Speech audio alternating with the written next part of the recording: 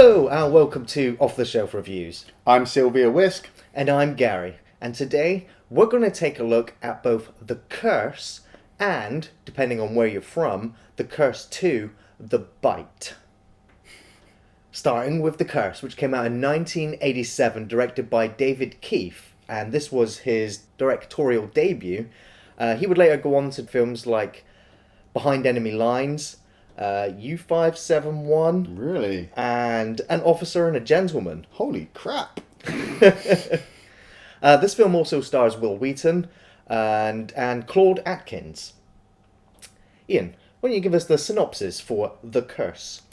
Well, the story follows Will Wheaton, who plays Zach, and he lives on a farm with his stepdad, his stepbrother, his mother, and his sister. A meteorite crashes onto some land near their farm and mysteriously melts and oozes space goo into the ground. The space goo makes the harvest grow, but also makes it inedible. It also turns all of the livestock crazy and starts to turn the family crazy, and it falls to Zach to try and stop it before it gets out of hand.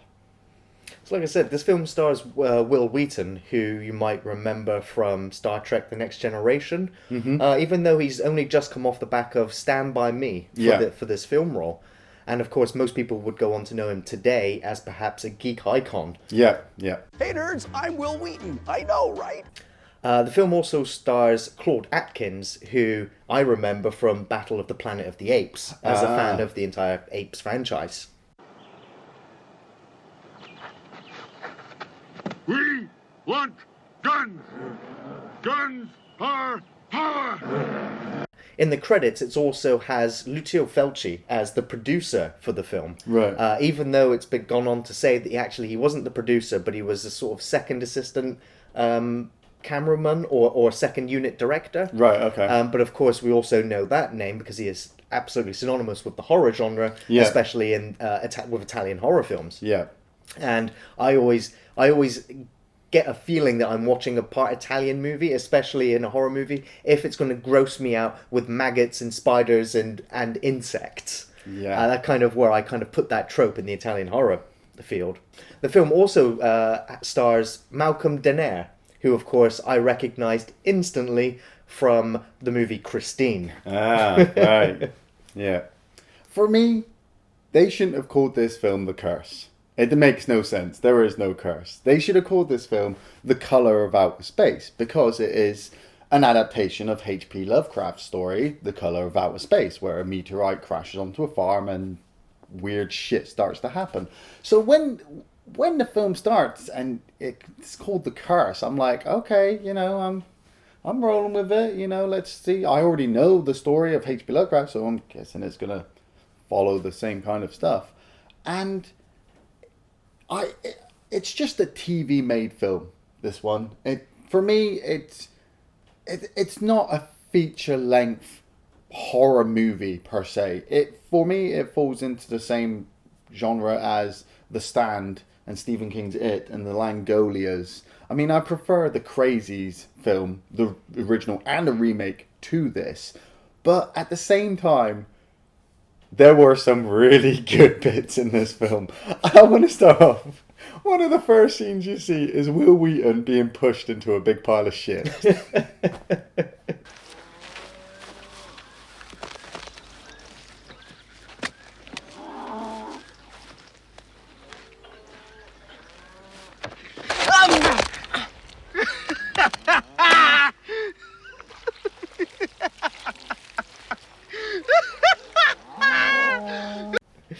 He gets a ton of abuse in this film by his religious zealot stepfather, who just slaps him over and over and over throughout the entire film. It's kind of hilarious when you look at it. Let's tick off the cliche characters we have to start off with. So we've got the religious strict dad. Yep. And his chunky son, who is the stepbrother to Will Wheaton. The scary little girl, who is the sister to Zach. Actually, Will Wheaton's actual sister also. His actual sister. We have the sex-hungry mum. And the hairy farmhand who she goes off to have sex with.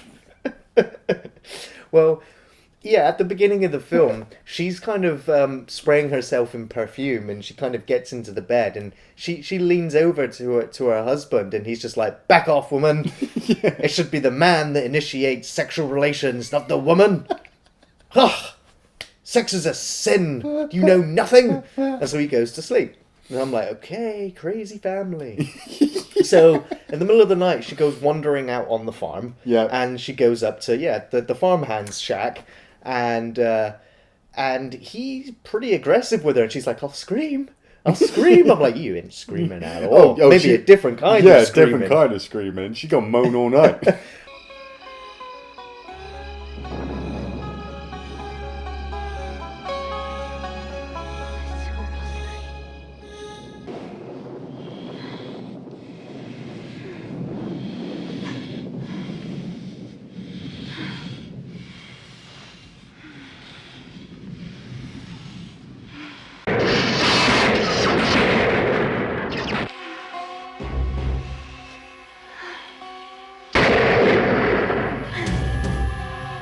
And so it's, whilst they're having that sort of sexual encounter, that the comet or the asteroid crashes into the farm. And I've got to say, the effect, it works until you notice the crane on the side that's actually moving the asteroid into the Earth. It's just, okay, so failed on that part.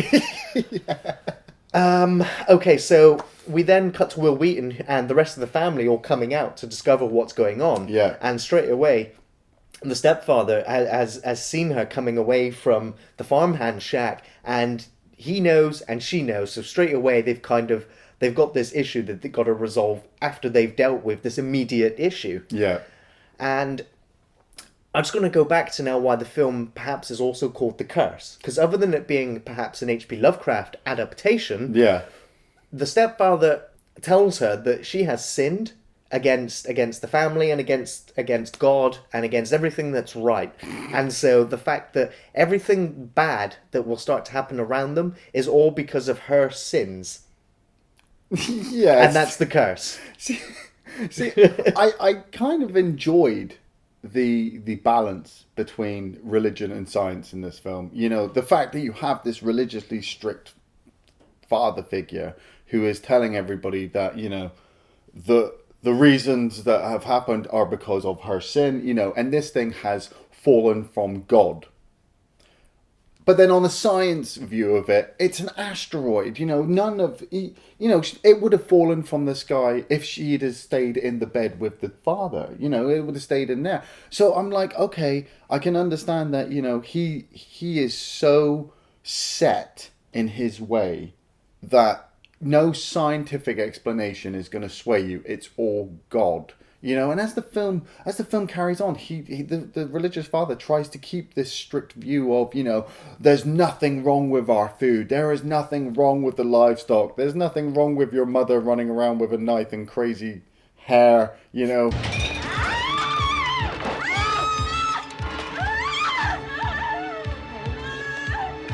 She's the one who sinned. We need to deal with her. I'm like, if you dealt with her, she wouldn't have gone to the farmhand. So throughout the course of the film, we get to see that the horse starts misbehaving. as it kicks him out of the pen. I'm pretty sure he would have been trampled and killed. Yeah. We get piranha chickens. We get them piranha chickens where Zach's sister gets ambushed by these chickens. You can see her tiny feet as she's trying to protect herself, as she's trying to chuck seed down for them, but before you know it, you hear the screaming and they have to come and rescue her. She's got blood everywhere. Yeah. Just like, damn, that's harsh. Piranha chickens.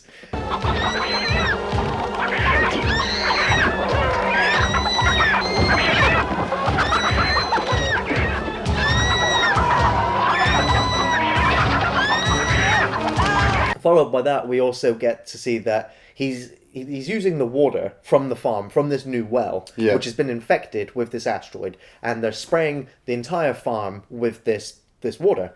And so when they're collecting the apples, and he's like, okay, I've got enough apples here to see me the next 6 months easy. Yeah. And he gives one of the apples to a real estater. Yeah. And he thinks it's a joke or it's being poisoned because it's full of maggots.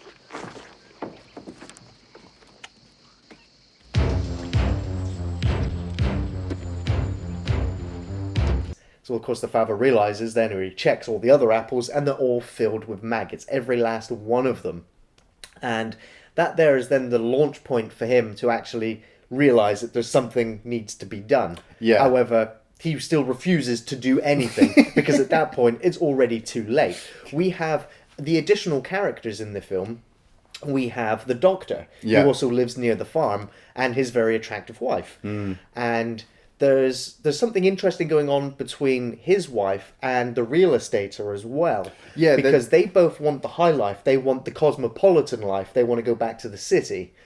And so this doctor keeps getting called back to the farm to check on the girl, to check on the wife. Yeah. And he realizes that there's something wrong even with the water after he has a drink. And so the film also spends some time with him trying to figure out what's actually going on. Yeah, you've got the real estate guy who is trying to buy up all the land so that he can sell it to a local government guy played by John Schneider from Smallville, who's trying to build a dam. And so obviously the real estater realizes that if he can buy up all the land really cheaply while the farmers are bankrupt, then he can sell it for an extortionate price to these guys building the dam. And the doctor's girlfriend, I think it's his girlfriend actually. Could be, yeah. You know, she's actually in on it as well, and she's trying to convince the doctor to get rid of the farmer so that they can buy up the land. And I'm like, okay, that's a nice little side plot going on, because obviously you can't keep all focus on the farm. But at the same time, the real estater is such a douche. He is a massive douche. He's just, every time he pops up in the scene, I really loved his receptionist. Every time he's in the office and he says to his receptionist, I'm going out, she's just like, see ya. You know? And there's one point where he turns to her and says, look, I'm going out, I'll see you later. And she's just staring at the camera with a fag in her mouth. Like, it's like a 3-second shot and it's gone. We cut back to her later on as she's squatting flies. It's just like, who is this? But we got, like I said, we got John Schneider from Smallville, and he's playing this dam specialist guy. He's only in the film. He's quite integral to the story, but he's only in the scenes for like a few seconds here and there. But I couldn't shake the fact that he looks like Clark Kent. And knowing the fact that he's from Smallville and he's the father to Clark Kent, I was just like, okay, this is like a really fucked up episode of Superman.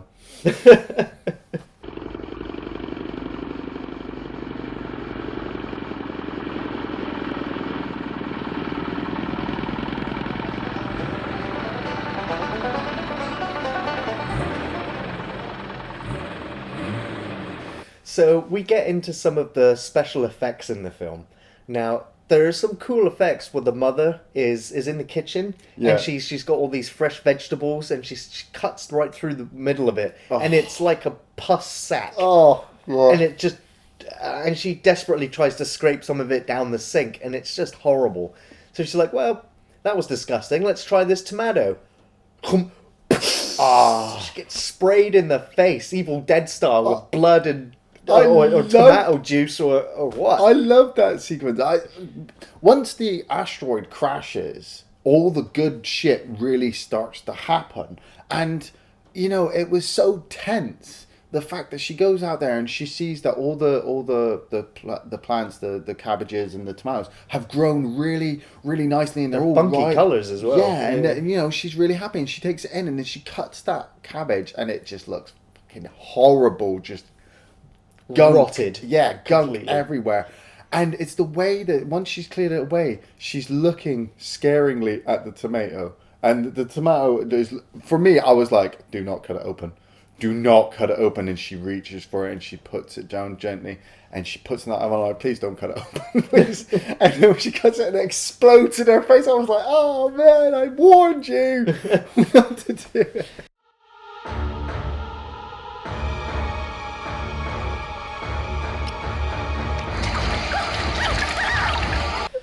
And so begins all the facial warts. Oh, yeah. Which is the clear indicating sign that you are infected with the curse. Because their faces start to fill up with warts, and so that they tie the mother up in the basement or in like a bomb shelter. Or he ties her to the bed. He ties her to the bed first, and then when she escapes from there, he takes her down into the basement. Yep, and we get to see. I mean, it's not the best effect. Yeah. But when Will Wheaton goes down there, when Zach goes down there to see his mother, and we get to see this crusty, decrepit, deformed monster that it was his mother, it's kind of shocking. I love her really hair. is. She had this massive hair going on. Yeah. And she's running around with a knife like, ah! It very much reminded me of The Evil Dead, the Yeah. first one, when Yeah. they became possessed and became deadites. That kind of very much got that feeling from it. Yeah, like you said, Will Wheaton is the massive hero in this, and he's protecting his daughter, his sister, yeah. sorry, because the father is still trying to feed them the crappy food and the horrible water. So Will Wheaton is actually going off and sneaking water from other water supplies and picking up supplies from the local town of, I think he bought her Frosties at one point, like, this is your supper, you know. And a pear. Yeah, and a pear. But all I'm thinking was, you know, just run. Just go. Nobody is actually going to blame you for going, because if anybody comes here, they're going to see how fucked up this place is. And it generally just starts to get worse. I mean, there's one point where the mother is sewing her own hand into whatever she's sewing. You know, her hair goes all crazy. The religious dad just starts to nail boards on the inside of the house. Yeah, I did that. Hammering was just fucking hectic.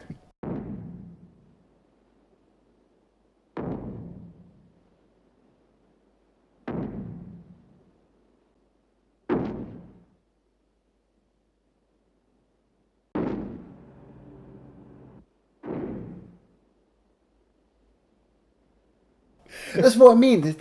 This film had some good bits, but it would have been so much better as just a TV special. I think, because it has this connection to this really well-known story, a lot like the Stephen King TV adaptations that came out, but it just doesn't have enough there to make it a fully fledged film.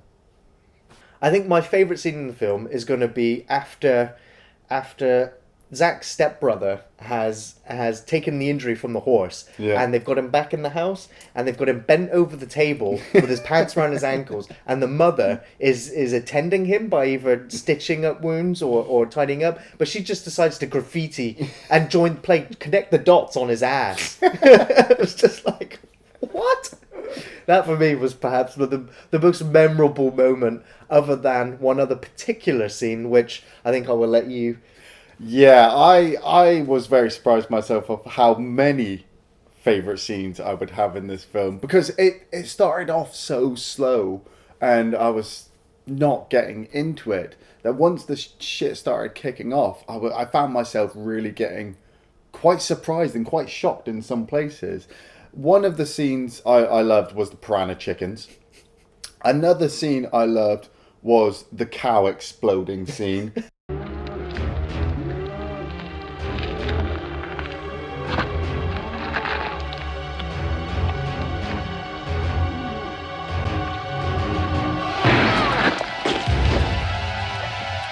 When you see these cows, you do not want to go near them, and these people go too close to them.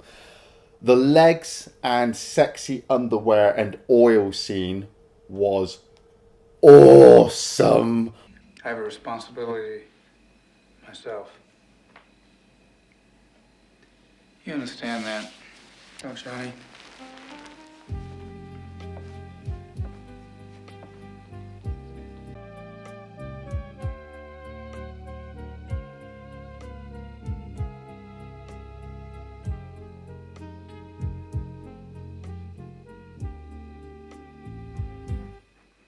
Of course I do, sugar.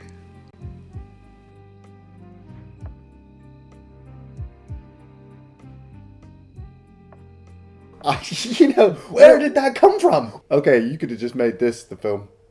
That would have been awesome. Where did those legs come from?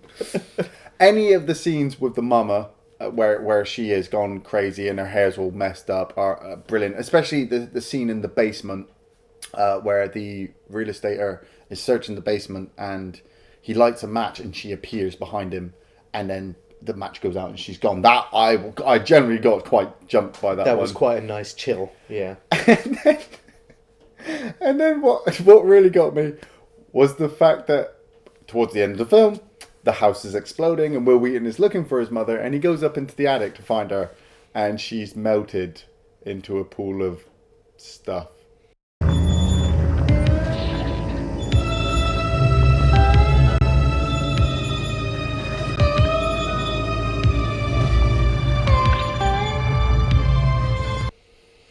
It's my guess that pool of stuff is what will eventually just rot all the way back down into its base element and then just merge back with the rest of this curse liquid. Yeah, let's not look too far into it. No. I do not recommend The Curse. It is, as you've said, it is a TV movie. This is the sort of film that you would catch late night on, past midnight on old TV channels. And I can't imagine them ever rerunning this film again. It's the sort of film that Sci-Fi Channel now churns out every month. Yeah. Though that's not to say that if you are a real horror fan and you love late 80s horror movies, there's definitely enough material in here for you. It's just that as a standalone horror film, there just wasn't enough there for me. It wasn't exciting enough. The characters, I couldn't really relate to any of them, and the plot itself just kind of fell thin. There wasn't really enough terror or suspense or horror there for me, and especially if it's an adaptation of a Lovecraft story. Yeah. I kind of wanted more to it. So on it's sort of, for horror fans, you should probably check it out. But everybody else, no, stay away from The Curse. I definitely recommend this film. I did really enjoy it. Once you get past that first 20 minutes, once the meteorite is landed, it gets fun. It's one of those films I feel that, if you've got a group of friends around and you're like, hey, let's watch a horror movie, slap The Curse on. You'll be talking for the first half an hour, and then for the ending and the finale, everybody will be quiet because you'll have no idea what the hell's going on. It stands up there for me with films like Children of the Corn, TV programs like the Tommy Knockers and Salem's Lot. It's got that dated appeal. The Crazies, the original and the remake, are so much more better. But this one, the legs, the piranha chickens, and the crazy mama are 3 reasons worth to watch it.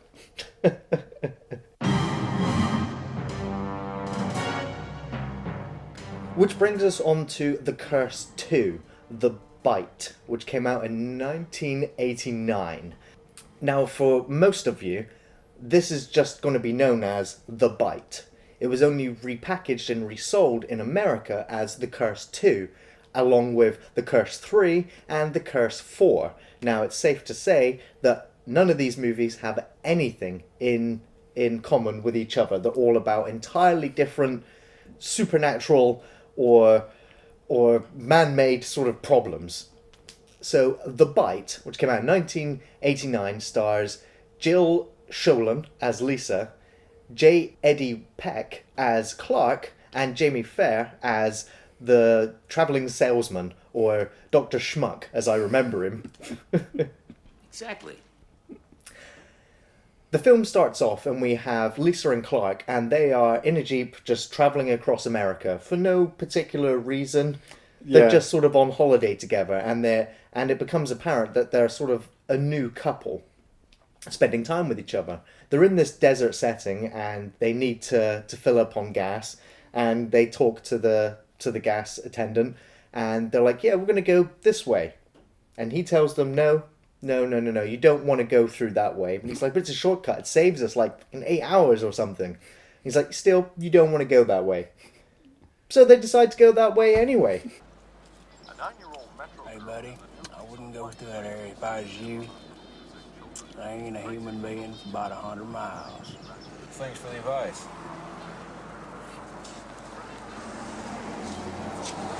I know what his problem is. We're taking a shortcut.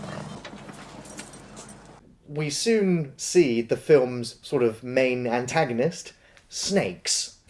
Hundreds and thousands of snakes are just having a mass exodus across the desert and, of course, across the main road, to which, of course, we don't see very many travellers on whatsoever. So we get a pretty gruesome scene where this Jeep just trails right over all these snakes, and we're seeing snake blood and carcasses sort of flying out the back. I'm pretty sure these are all fake snakes.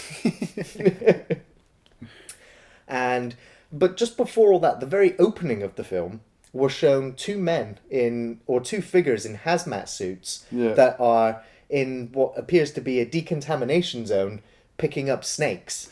Well, it turns out that this place, Yellow Sands, is a nuclear testing facility, and obviously the American government have thought, hey, let's just explode bombs in this part of the desert.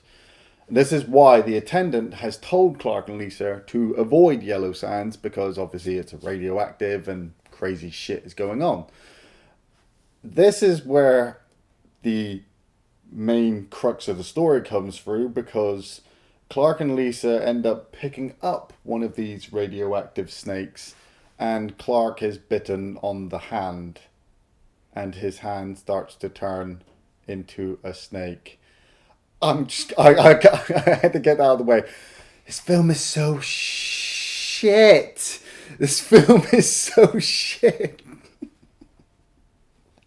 I tried to. After watching The Curse one, I let go of all my inhibitions, and I thought to myself, let's watch The Curse 2. Maybe it's good. He gets bitten by a radioactive snake, and his arm starts to mutate and shit. But oh god, just everything. The actors do their best with the material they have, but the material is crap. The audio is bad. The editing is even worse. And the fact that his arm is turning into a mutant snake. Ian, I got 3 words for you. Yep. Screaming Mad George.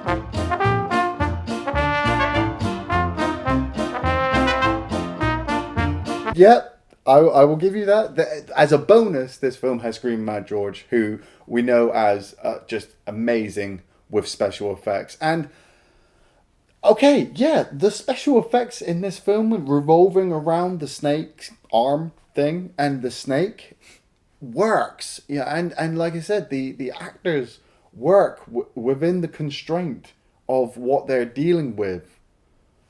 But, Okay, so after they've gone through this sort of grueling desert, they come to a new place. They've got a flat tire, and so they need to get the tire fixed. And they come to this rundown sort of petrol station, and the shotgun sort of comes through the grating. It's like, what do you want? Get off my land! It's like, I need tire fixed. You got a sign which says fixed tires? And he's like, yeah, $200. Christ! Well, where else are you going to get a tire fixed out here? Nowhere. And so we then have a sort of a bit of a backstory about this gas owner's pet dog, Lady, who was bitten and killed by a snake. Well, he doesn't say killed. Okay, well, he alludes to the fact that his dog is no more. Yeah. But Clark really needs to use the restroom and goes through the facility, and he can hear a dog sort of whimpering or crying. So he goes to investigate. But before he can actually see this dog, the owner comes back with a shotgun right to his face and tells him to get out. Like, yeah, no problem whatsoever here. Tire's done, gone. But then we see the gas owner go back, and he picks up the tarpaulin, and he's looking underneath, and he's like, "Hey, lady, I got a treat for you." And you see this snout of a dog mixed with a snake sort of coming out from the darkness.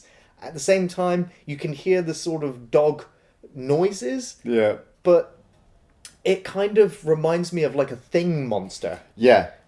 Because it is just sort of like it's mutated between both. And I have to say, I first watched this film when I was 12 years old.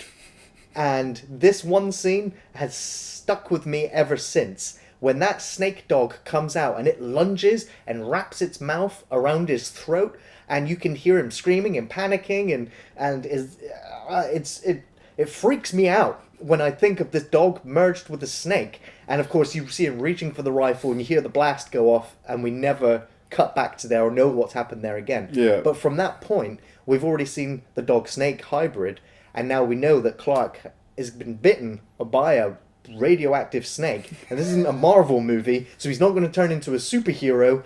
He's going to turn into a serial killer with a snake for an arm. Now...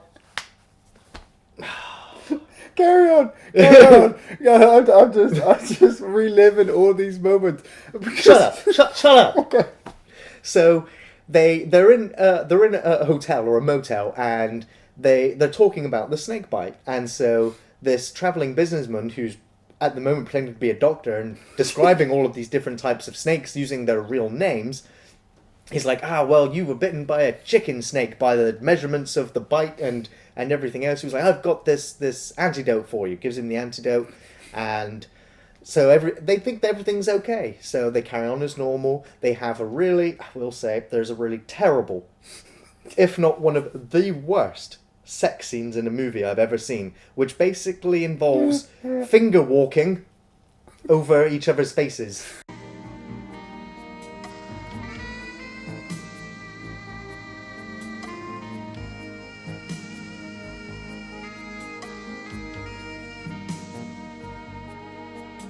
You forgot about the brushing the teeth in front of the mirror with no top on.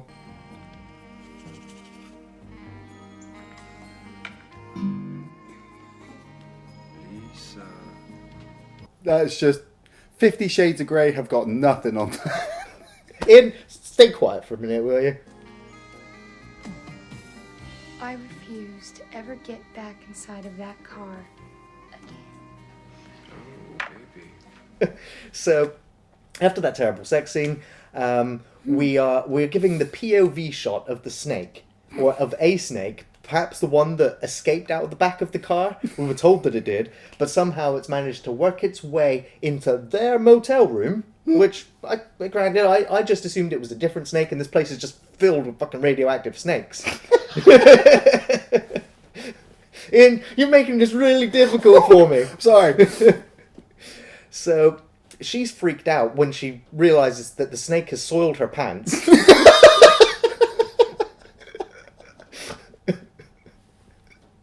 And so she grabs her guitar and batters 7 bells of shit out of this snake. And we see the bloody kind of covers. Oh, don't forget, it screams. Yeah, and of course the snake screams.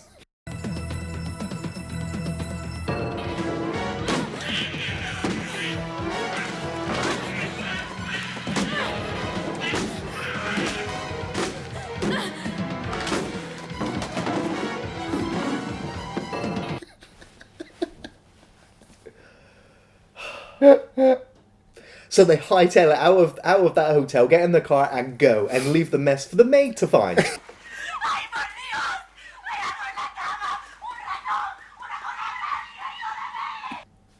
See, the thing I got about this film was, okay, I understand it's one of those late 80s horror movies and these crazy fucking things happen. But it was the fact that from the very start of the film, they're told, don't go into this area. So they go into the area. You know, Clark, they end up unwillingly picking up this snake that hides in his back. It climbs. This snake climbs into the back of their car on its own with, just does its own thing. They then get to the gas station with the black guy, When you go into a restroom, if you hear weird noises, don't go towards it. So he goes towards it. He gets bitten on the hand by the snake. He gets given anti-venom from a travelling salesman. There are people there like, you should go to the doctors. Oh no, I'll be fine. I don't care if I get bitten by a slow worm. I'm going to the bloody doctors. They have, like we said, the world's worst sex sequence ever. She beats the snake to death with a guitar. But instead of calling up the manager and saying, look, there's a dead body in the bed, they just go. They just get in the car and drive. And she even says to him at one point, we need to take you to the hospital. And Clark's like, no, I'm not going to the doctors. And I'm like, yeah, you should. So the travelling salesman sees this snake corpse and realises that he's given him the wrong antidote. Yeah. And that this here is a bushmaster. I'll take his word for it. It looked venomous and poisonous and dead. So we then cut to Clark and Lisa, and they've gone to a bar to chill out a little bit, to take in some music and just put all those events behind them. But Clark, he's sort of looking worn out, he's sort of looking distant, and he's not with it anymore. So Lisa goes off and has a dance with just one of the barmen in there. And when he brings her back, he backhands her right across the face. Yeah. Which, alarm bells ringing completely. What, now? And so, alarm bells are ringing now? Well, this is the point where we've seen the total transformation of Clark from being this nice, everyday guy, loving boyfriend. He's a charismatic guy until that point happens. And he runs off into the bathroom and has a good cry about it. So, one of the jocks from the bar comes in and lights a cigarette and threatens him and then puts the cigarette out in his bandaged hand. Which, it's I guess he kind of deserved it for backhanding it for Lisa like that. But still, that only just antagonizes him even more. So after their sort of relationships having these moments, they go back to another hotel room and they pretty much have a fallout. And Clark leaves, and we cut to the next morning where we see Clark has slept outside the hotel and he looks like a bag of shit. He really does. And of course we know that this snake hand is getting worse. Yeah, worse. They eventually get pulled over by the police. And the police, already seeing the condition that Clark's in, think that he's a drug runner because they're very close to the border. Yeah. Especially when they pull the rifle out of the back of the car. Yeah. And they're like, we're taking you in unless you can tell me what you're hiding. And he refuses to show them the bite. Which, really, he should have been like, yeah, I've been bitten by a snake, look at this. Yeah. But he's just like, no, fuck you, I'm fine, everything's fine. But he gets arrested and taken off, and we see that Lisa's left in the car without the keys, because Clark's got them.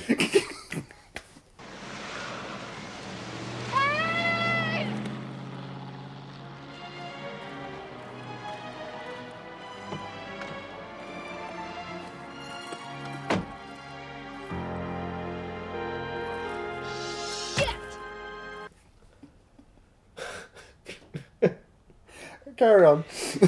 So we cut back to the police car, and there's some trivial sort of conversation going on there. But eventually they pull over, and the sheriff has to go off and take a piss. But he has his deputy, who previously got handcuffed to his own dick in a brothel. You keep it down back there. I'm trying to tell a story here. Sorry, Billy. Anyhow, Barney decided he was single-handedly gonna shut down Maggie's cat house.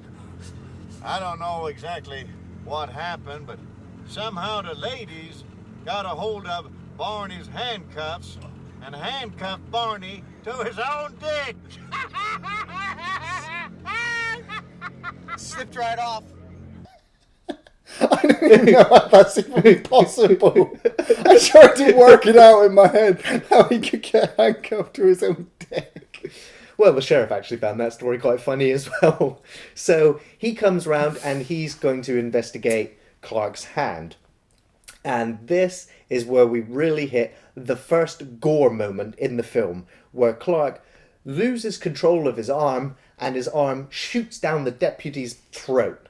And we can see from the contorted sort of angles that the deputy is taking that this hand is reached into his stomach and is bashing around all of his internal organs right up until the point where it pulls out his still beating heart in this snake hand. And I've got to say, Screaming Mad George's effects always, and have always and still do, impress me today, because it looked fucking disgusting. Yeah, the snake arm did look fucking disgusting. The thing I couldn't shake was 7 years before this film came out, we had The Thing. And The Thing's special effects for me are just amazing. 7 years later, the best we could get was a fucking snake arm pulling out a still beating heart. I mean, you look back at special effects, you look at special effects now, we could do that easily with some household materials. You know, they actually put a budget into this film and said, we need you to kill this guy. Reach down his throat and pull his heart out.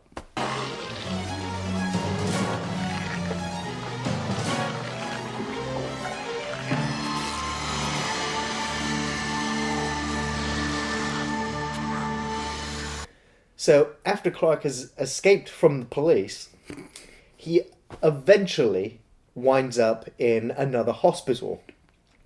And whilst he's in there, he's this nurse is hypothesizing what's actually happened. And she's taken x-rays, and we can see that his arm is actually changed. It now looks and resembles that of a snake body. And when she's cutting away the bandages, we can even see that his hand is looking less like a hand and more like a snake. And we can even see that it has eyes on each side of his hand. And of course, this also leads to perhaps the second goriest death in the film, where the snake hand, again, Clark loses control of the hand, reaches out and grabs the lower jaw of the nurse's mouth and yanks it off.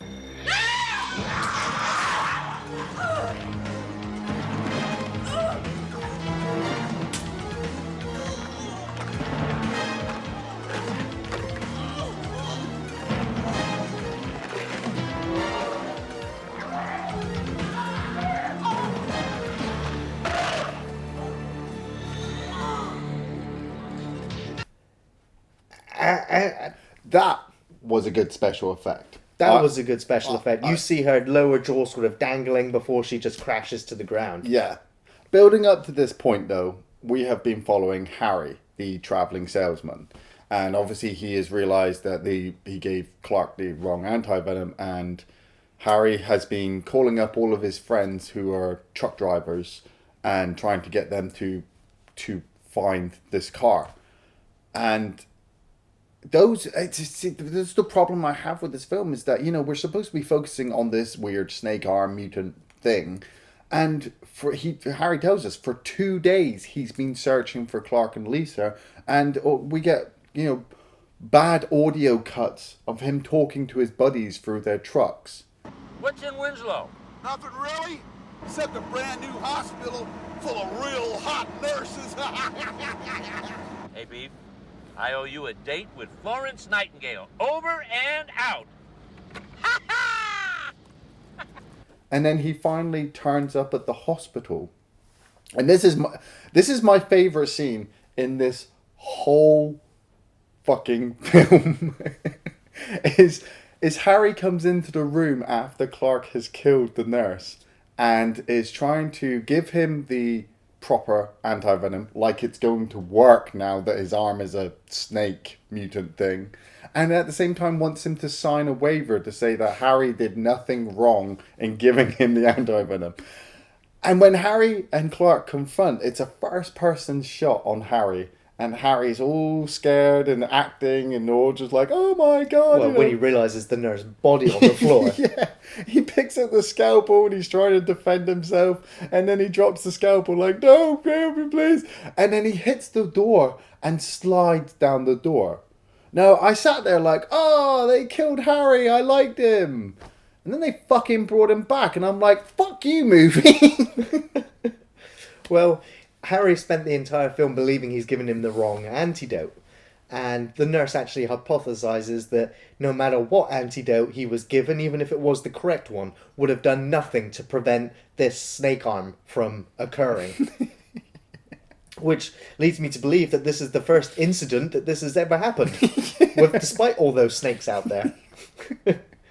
So, Clark has now left the hospital, and the police are outside, and he seeks sanctuary hiding in a different jeep, where this religious father figure comes in and realizes that there's a police car outside, that there's some sort of commotion, and decides, oh, you need help. I'm the Lord's sort of servant. I will help all those in need. So it takes him back to his family's house. So Clark has hid in a toilet and cut the head off the snake with an axe, and then hid in this guy's jeep. And this religious guy has the worst Swedish accent I think I've ever heard. God never ask why one of his children has done wrong. I will not ask either. God only asks if one is in need of help. I don't know if he was actually Swedish or he could have been Amish. I have no idea. But yeah, the guy's like, oh no, I will help you. I am part of the Lord's children, blah, blah, blah. And then Lisa is there and she sees Clark in the back of the truck. She doesn't bother to tell the police. So this is actually what gets me, right? Is when she finally tracks Clark down at this Swedish guy's house, and you got the Swedish guy and his wife and the daughter. The daughter really wants to see the snake head, so she sneaks into Clark and Lisa's room and undoes the wrapping. And finally we see the snake thing in all of its glory, I suppose you would consider it, in all of its glory. They've really put the special effects on. And the snake goes mental.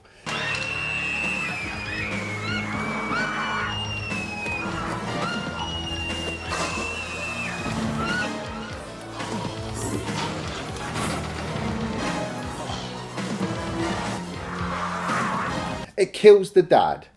Well, this is just the thing. This snake has a tongue which is like 15 meters long.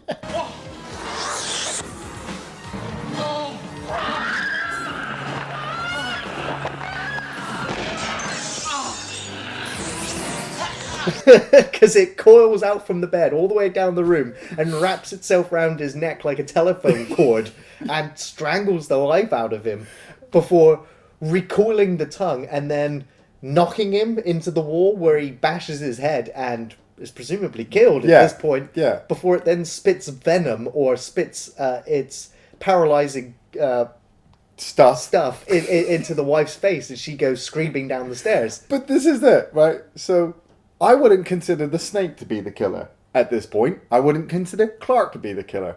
I would consider the father and Lisa to be the perpetrators for this murder, because they could have stopped it there. They could have stopped everything. Oh, Clark's in the back of this car. Let's rush him to a hospital and take care of him. No, he needs to deal with this on his own. He needs to find out who he is and inadvertently leave a young girl an orphan because I've just murdered her parents. Well, it didn't necessarily kill the mother. I don't think she would have died from that. I would have died being in this film. It ultimately, I mean, we're getting to the final now. It ultimately builds up to this climax where Clark is... But Lisa has escaped the house. Yeah. And she's driving away, and she drives into this construction site. But we've seen that Clark has sort of wormed his way, or snaked his way, onto the top of the Jeep. So that when she crashes or stops, suddenly he comes flying down onto the windscreen of the Jeep. And for me, this is the most phenomenal special effect in the entire film. And this is, for me, where Screaming Mad George really earns his name. Right. Because whilst Clark is on the bonnet of the Jeep, we've seen the snake tongue coming through the air filter. Yeah, how the fuck? Well, it's from his hand, so I mean we've already seen the length of that snake tongue anyway, so I can kind of buy it. But this is where we're really seeing the pain coming from Clark with the fact that he's undergoing this complete change. Not only on his arm, but internally as well, when we see his eyeball fall out and start rolling down the windshield. On top of that, we then see his tongue fall out and also sort of tries to snake its way up the windshield. And then he starts vomiting up snake eggs. Which... No, not snake eggs. Full snakes. These snakes start off as tiny little black ones, and then they just keep on coming until they get bigger and bigger, and he's vomiting up like anacondas and snakes. The guy should have been dead. He should have been dead, but he's just constantly vomiting up these snakes while he's chasing Lisa. Now, I have seen many horror movies, and I have seen many an innocent woman being chased by the killer. This one has to be the worst, because he chases her into this construction yard and she makes her way to a tunnel. There's this big steel tunnel, and she kind of looks at it like, ooh, do I go through the really dark tunnel, which I don't know what's at the end? Or could I climb up the tiny little dirt patch next to the tunnel and get onto the main road and call the police? Well, she does try climbing up at a few instances, but it's all wet and muddy and she slips back down again, which is why when she realises that the snakes are right on top of her, she makes a dart for the tunnel. Yeah, and then she gets to the end of the tunnel and the tunnel's blocked. And she has to break her way through and land in what I believe to be a cement pit. Yeah. She lands in a cement pit, and there's this whole final fight between her and Clark. Clark has managed to worm his way up to her. Snake his way up to her. And she's got this pipe, or this pole, and she's trying to keep him at a distance. He manages to grab hold of it, and then he impales himself with it. And just a few scenes prior to this, where they were at the religious family's house, they kind of rekindled their relationship. They told each other that they do love each other despite everything that's happened. For whatever reason, it reminds me of The Fly. Yeah, I got that. I realised they'd stole it from The Fly. The Fly does it so much better. But he's still alive even after that. And so we see him yelling in agony. And then for me, one of the most disturbing things I ever remember from this film is that his entire head just pulls all the way open and back. And the snake that was presumably on his arm has now being birthed out of his throat. And this snake, again, it's a mixture between the dog snake mixed with something from The Thing. It just, this snake looks fucking evil. Well, you don't really get a proper look at it. It comes out in the dark and then falls into the mud. Yeah. And then when it finally makes its last grasp attack at Lisa, Harry, who, like we said, I presumed was dead, but then amazingly ended up being alive again, grabs a shotgun. She's surrounded by police, and Harry is the one who grabs the shotgun and blows the thing away.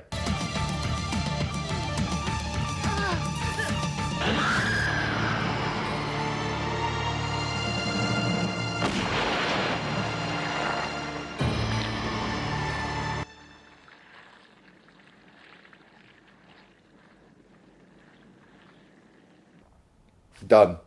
Film is done. I guess that was the right antidote. I have lots of favourite scenes in the film, and they all revolve around the snake effects. From just watching it go from just a small little bite all the way to it turning into the monstrosity that it does become.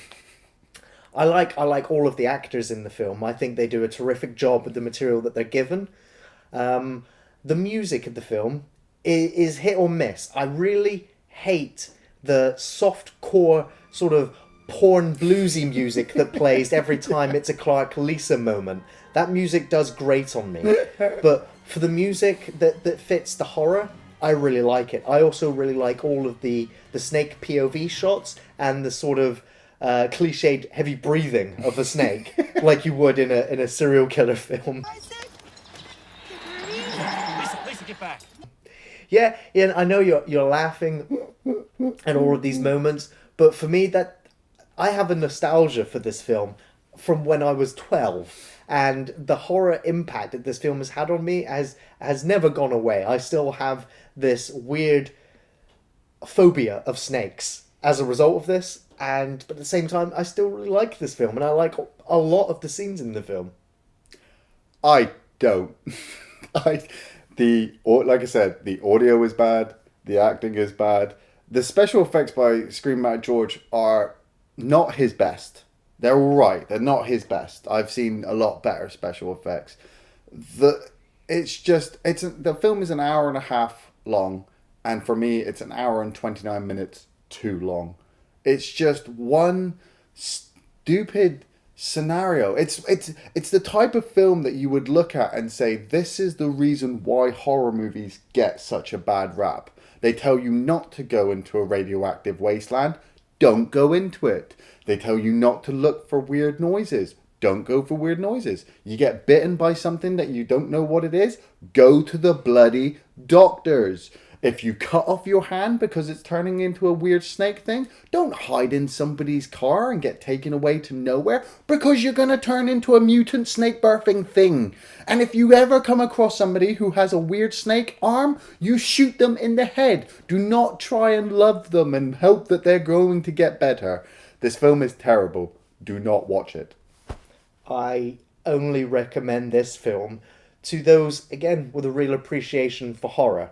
I recommend this film over The Curse. I think The Bite is actually a superior film in terms of its gore effects, horror effects, characters, and plot, and everything that happens in it. Like I've already said, I have a nostalgia for this film, which is only why I could recommend it over The Curse. But in terms of horror films in general, there's so much better out there. Yeah. But I still really like The Bite. If you're gonna watch this film, watch it with Tekken. Thanks for watching Off the Shelf Reviews.